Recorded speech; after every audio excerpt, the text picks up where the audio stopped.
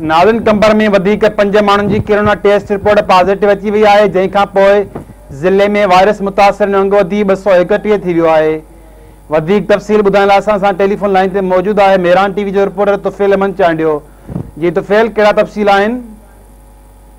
मुदसिर ज़िले कंबर शहदाद कोट में कोरोना वायरस जा 5 नवां केस ज़ाहिर थिया आहिनि, जिन मां 3 केस शहदाद कोट शहर जा आहिनि ऐं हिकु जेको शहदाद कोट शहर जो तालुके हेल्थ ऑफिसर बि हिन कोरोना में पॉज़िटिव आयो आहे ऐं जेके 2 केस आहिनि उहे कंबर जा लोकल ई केस आहिनि।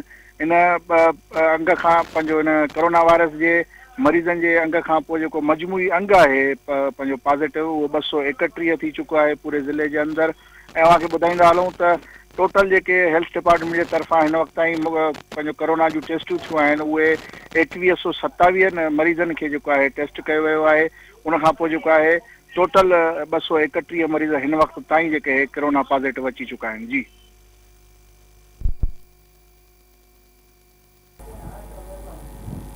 तफ़सीलनि खां आगाह करण लाइ तुफ़ैल अवां जी महिरबानी।